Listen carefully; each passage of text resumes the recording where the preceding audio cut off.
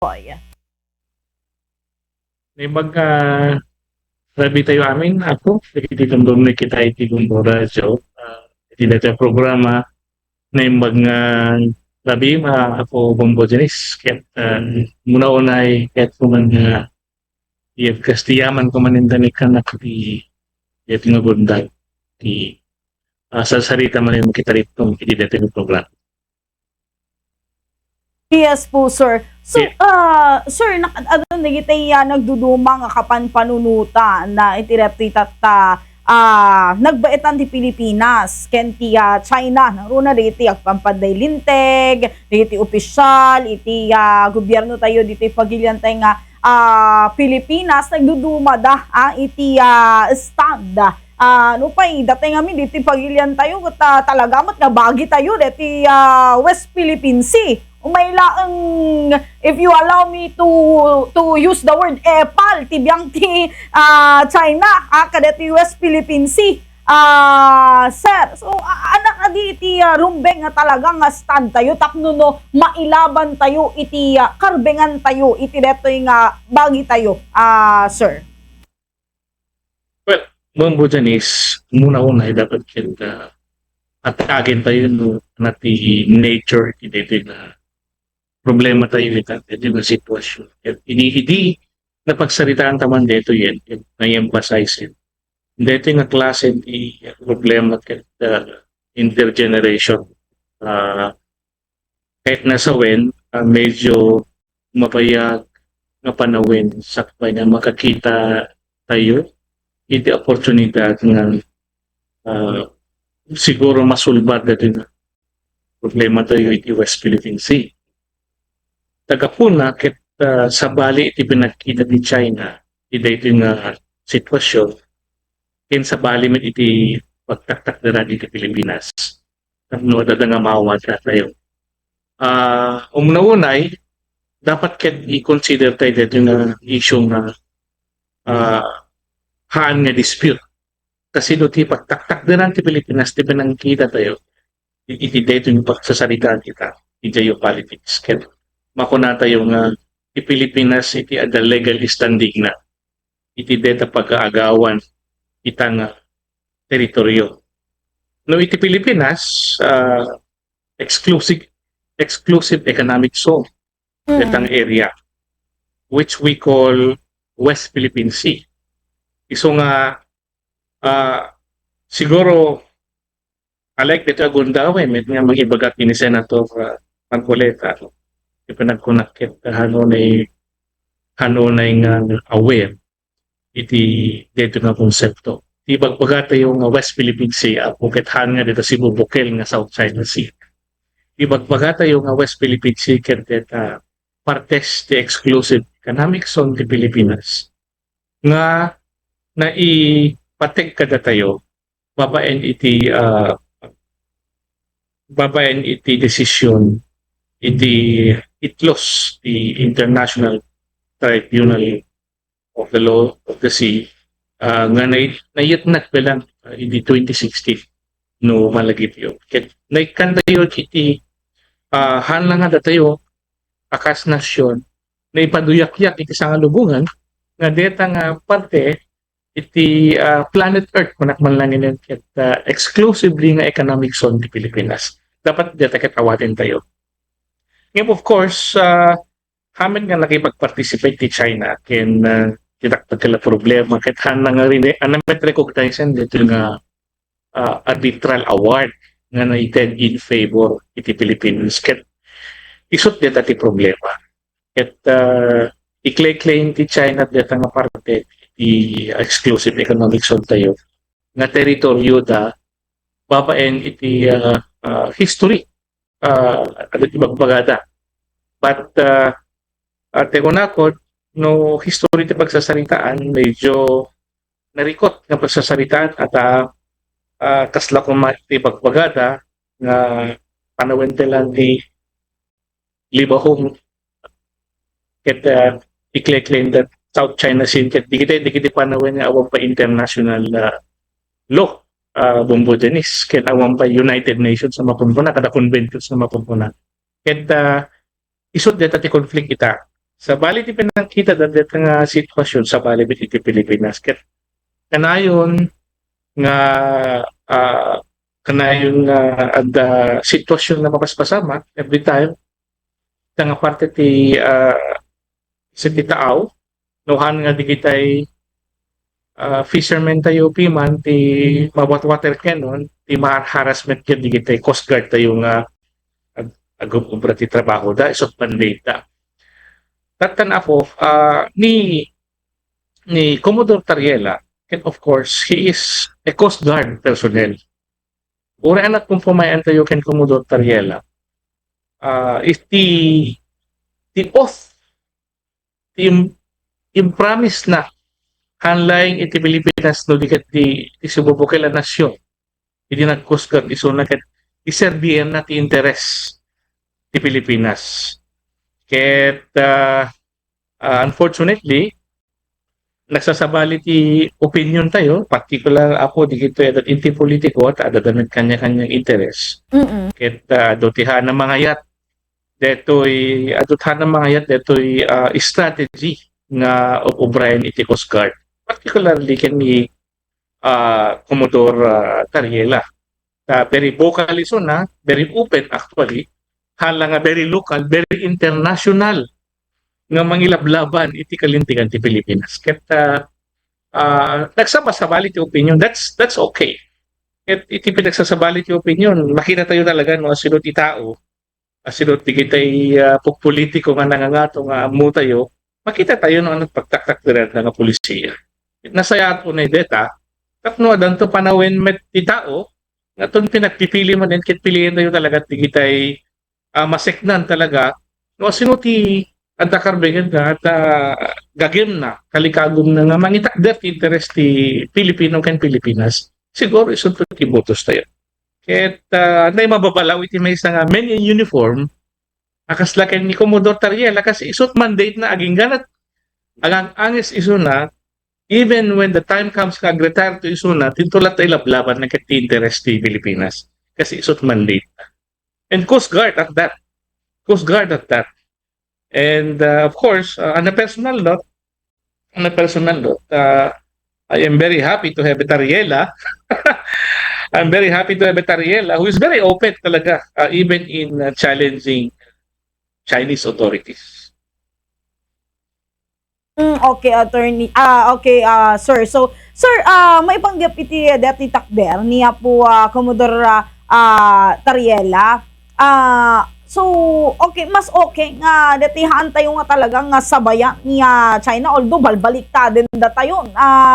Sir. Dito ket medyo very complex ken complicated nga awaten especially di kita adat inti social media apo no so dapat ket awaten tayo dito yung issue no so basically DJ pamabasol ti China nga lalawin tayo ditay person tayo presidente da ni President Xi Jinping kasi at one point nakita in the social media nga iti madamang nag-attendar siguro ni Commodore Tariela at iti may nga forum and then iti background nakita di iti Chinese authorities nga tay Europa ni President Xi Jinping nga apparently nausar akas simbolo siguro kaditi pagsasaritaan da no? Mai-relate kaditi pagsasaritaan na kaditi nga forum but I think the issue dito ket hangat DJ panang disrespect o pinangmak ko natin no paano kan ni President presidency as a person dito ket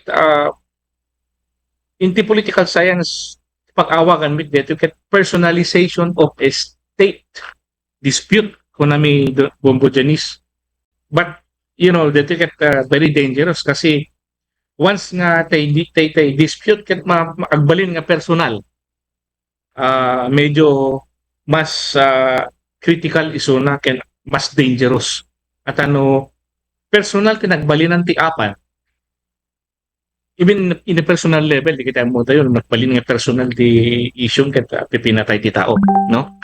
Ket the problema, ket ito'y Pilipinas, we are allowed to criticize our officials, elected officials. In fact, di kita gralrani, iyarami dan dati dakil pa ni President Bongbong Marcos, the Vice President Sara Duterte, ti rupa ng dakil nga FG po uran na pa eh. Our Constitution protect that it protects that kind of freedom nga naitag kadigiti Pilipino. I think that's DJ naramin ni Commodore Targiela is just a part of his right as a Filipino to express bet no anati pagtakdaran at itidetang issue. However, sa balit iti pinangkita ti China, they see it as a disrespect and amoy ti Jay pagilian da gumbo ti disket handa mabalin nga disrespect ti image iti leader da. So tigunakon once nga na personalize kami ti detoy dispute yung agbalin nga irrational amin kasi personal amin na banagin. And I think China is treating it as a personal one rather than diplomatic. Of course, makita nga message ni Commodore Tarriela, it is more of strategic communication. I don't see it as an insult unless you see it as an insult, but makita nga insult to dito kasi we do that to our leaders, no? And I think ni Commodore Tarriela is not acting as a private individual. Ni Commodore Tarriela is spokesperson. In other words, aming agapukan niya na ket isuti representasyon ti pagilian na Pilipinas. Iti dayta nga issue. So makikita tayo nga deto'y effort na ket narigat. Ngem, I think dito iti sinumpaan na nga trabaho. I-expose na inconsistencies. No anaman ti basis ti claim ti China dito West Philippine Sea. It's his responsibility to educate the international community and even the Filipinos and politicians. No natin talaga nga dapat nga pagtaktakderan iti nasyon tayo, Pilipinas, iti deta nga issue. Ket amin nga digito yung problema ket amom apo bumbo janis ket the impact natin ti international public opinion. Ket dito iti impact natan, no? Dito iti impact natan nagsabasa-bali nga opinion iti issue, no? Katan imbes ng mga ti pasasaritan tayo ket digit tayo pagtaktakderan nga legal iti deta nga dispute ako na China but tayo ket nga dispute deta tatan agbalbalin nga personal ti labanin. Makita tayo met ket it's word war han nga gubat nga nausar iti paltog, no? With nuclear kasi nuclear power ti China, but world war is going on right now. And amo bobo janis nohan nga ma-contain dito nohan nga ma-contain ket the possibility is that agbalin nga mas serious ti sumarno nga stage iti laban ti Pilipinas ken China. Speaking of mas serious, sir, dati nga ta, iti gas ng medyo, or dati iti andaanan, iti pagilyan tayo, iso nga antay unay nga dati although masapol nga talaga, pagtalin na eden, ti maximum tolerance, kas teter aramidan, niya po Tarriela, talaga makitam ti anus na. Sir, DJ nga ta, iti may isa kadigitan andaanan tayo pa, dito pagilyan nga, haan tayo kaya no aguti ti China nga adapay nga agresibo da.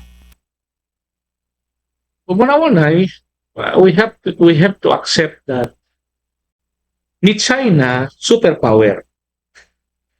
Ni Pilipinas no ti pagsasalitaan ket depensa adayo tayo inti China. Adayo, adigo, ako nada, no? Ket isong as much as possible, preventaran tayo nga mapasamak ti worst case scenario. Ket ti worst case scenario nga makikita tayo ket no at agkabali, nuhan nga pinagkakaawatan, ket awan sa bali nga choice no di ket di at posible nga gubat.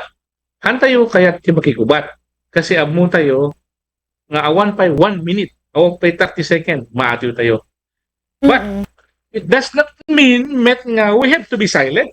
Yes. I think dito iti kayat na sa wen ti bubraen ni Commodore Tariela. Kasi otherwise, no awan bubraen tayo, the tendency is baka may isolate tayo meten iti international community. I think ket detoy ububraen ti Coast Guard babaen ken ni Commodore Tariela ket ada strategic value na Bombo Janice. Ang una-unay maka-attract iti global attention detoy. Of course, amo tayo at pasasaritaan tayo dito hindi social media and everyone makita tayo ket ada kanya-kanyang opinion na. And of course, because of that, makita tayo ti simpat sa ti tao. Iti gobyerno. At makita ti tao na ilablaban ti gobyerno ti kalintegan iti Pilipinas babayan iti deta nga issue. And of course, makita nga daw ubra ti gobyerno. At otherwise, anang ti serbi ti gobyerno no na protektaran ti national interest. Ket ti national interest tayo idta nga issue. Bombo Janice ket tay panaka-secure ken panaka-protekta iti teritoryo ken livelihood iti Pilipino. Ta imagine mo ket kukuha demet dita ako nada pati digiti fisher folks tayo ket handay allow nga mapanagkalap ket mabisinan ni Pilipino Mm-mm.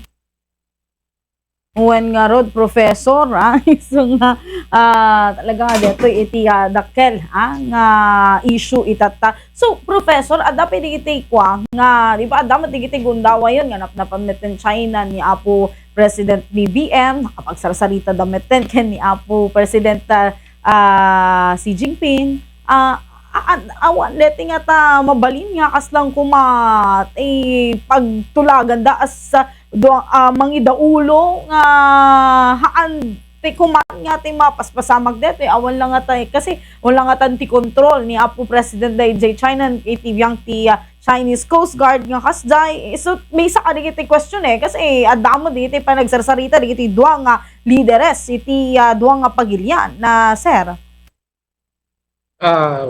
ti panagkunak Bombo Janice ket adalatat detay aspeto iti diplomasya.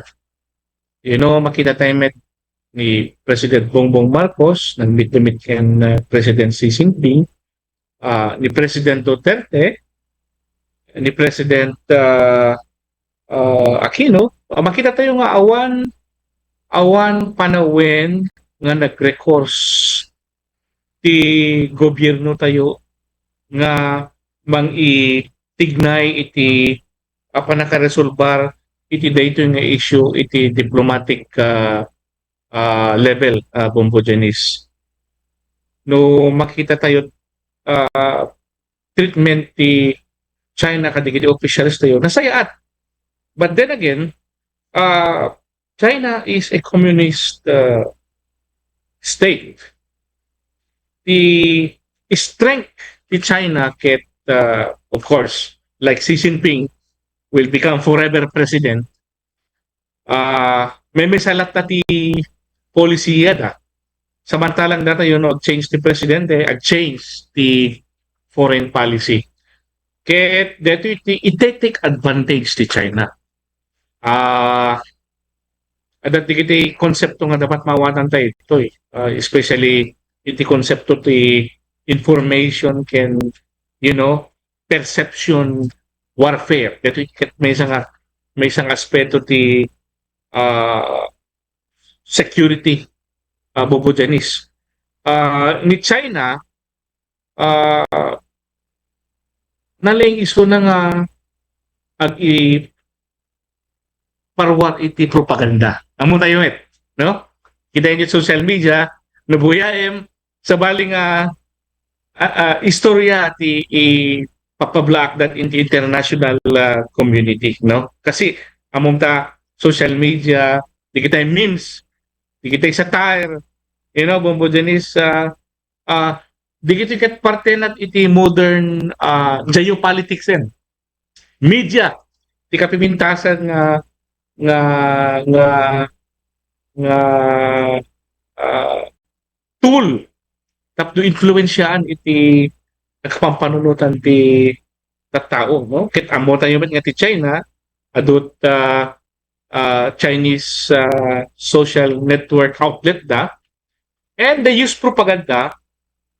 I-emphasize na dito historical narrative. Samantalang ti Pilipinas, ti agbaling nga strategy tayo nga nakita tayo kay transparency. So every time nga rumor di gito'y Philippine Navy, Coast Guard, ket adalat video coverage na hanggat agayab that media, media openness, no? Can of course public diplomacy. Ket I think it will go on like this for the next 5 or maybe 10 years. Nga kanya-kanyang takder ti prinsipyo awan mayat nga agkumbawa kasi totally nga han nga agpadpad at ipagtaktakderan di ito ang nasyon nga da pag-aagawan na. Amo mo dyan is no kita China is surrounded by borders. Hanlang South China Sea. Ket ni China makita tayo inti internet nga kadagupan ka digiti borders daket makiap apa da talaga. Makiap apa da Japan, makiap apa da Bhutan, makiap apa da India, Mongolia. Panagkunak kita ada problema China when it comes to identifying no na talaga ti partes ti property na. Ket panagkunak ket ti basis si China ket no kuma pasurvey mo iti dagana ket daan una iti basis na, no? Kasi they very much consider history as as their basis. Medyo darigat dito po mo Janice kasi adamit international law ako na ket darigat nga gadjas ti China kadigiti nga pasehan. Ironically, China is a member of the United Nations. China is a signatory of the United Nations Convention on the Laws of the Sea. China always talk about international law. But China violates all these declarations. So nga, the challenge is, or maybe the question sa lunsod is, no makidil tayo iti China diplomatically, tayo nasayat nga sa saritaan Bombo Janice. The question is, do we trust them? Do we trust China? Diba? Ngaran, Professor, that question data agtalog tay kadi, katalog-talog na kadi, Professor. So, sir, gaputa kasi ti mapaspasama ka, dadetoy plano nga ipersona non grata da ti Chinese Embassy Deputy Spokesperson na angem ko na damat nga tilang makaikat kat ni Apo President Marcos Jr. Sino man iti mabalin nga makaikat wenno mang persona nung grata kanya na sir mabalin ka diyan nga takad-addang agwala ti China kadeto Umunaw-unay nabasak dito ay position ti China kadito nga issue Bombo Janice, no? Ket usto tayo kunada nga since inacceptan ni President Bongbong Marcos ni parong ambassador ti China tilang authority nga makapaikat kanya na makapaawit and mangpaklos si Chinese embassy ket ni President Bongbong Marcos. Ngayon, I don't think that is going to happen, Bombo Janice, because no mapatalaw ti Chinese diplomats dito Pilipinas and mapasaran ti embassy that it will just complicate matters. I think it is for the best interest of the Philippines nga i-maintain tayo the diplomatic relationship tayo with China so that no ada han nga pinakikinawatan, we can always sit down and discuss issues and matters with them diplomatically. If this is the strategy nga adaptarin tayo, ipapakita tayo iti si Bubukel nga lubong international community nga at least politically mature tayo lang dito yung Pilipinas. We have to maintain siguro moral high ground. Ag-focus tayo international law, ag-focus tayo no kasano ti pinang protector tayo digitoy agkalkala, kinag-focus tayo nga mang-adaptar iti polisiya nga mang-establish iti regional peace and stability. Dapat dito yung pag-focusan tayo. Antay patpatulan di level nga kasla po Brenti China nga I would see nga very personal nga level di panang attack da iti gobyerno. But adamit napintas ka pagsayatan na data Bombo Janice kasi idi handa tayo pampansinin. Now it's funny that China is trying to send a message, no? Kaya nakabinmintas, no? At least idi Bombo Janice isisnabi na tayo tatangkit at least at the exchange of words nga mapaspasama ken. I hope that this exchange of sour words will develop into a more productive ken napintas nga panag tatarinong ket nasayat toti panag sasanita tayo tapno masulbar no naman dito yung problema nga intayo sulbare. Yes, Professor. So, di makikita ang arod kita nakadamot at nakasalalay kan China, di pa nang akseptar na laeng ya DJ bagi dala DJ nga bagi tayo DJ nga parte isulaeng ti makikita at talaga pagsardungan na dito Professor. Well, po Janice, I think despite iti dito yung kinangato ti emosyon digitoy counterpart tayo iti China, digitay digitay leaders tayo nga mangitaktak dertin pagimbagan ken interest iti si Bubukel na Pilipinas. I think the message tayo kadakwada ket gaputan na sasayat ng tao, nalalaing ng tao, ket dapat ket ma-maintain na tayo diplomatic restraint. Dapat ket no adda agyepkas iti sasao may panggep iti deta nga issue. It has to be very professional ken diplomatic tapno maaboydan di diyan na pinakikinawatan. Okay, sir. Okay, Professor, thank you so much. Kadeti panangted mo, iti oras mo kada kami may nag-itireto nga topiko na lado sa naisendete may nga mensahe kanya may dinaminsan nga aldaw sir but tisumaron nun tumanan nga programa tayo ganito na duman tumanan nga issue national ng lunaritik masapol nga maimpormaran ti publiko Professor. Well, Mambo Janice, sa bayban ti amin, again, I would like to thank Bombo Radyo, Lawag, Bombo Janice, and of course, nagdidumdum ngayt sa pay kumata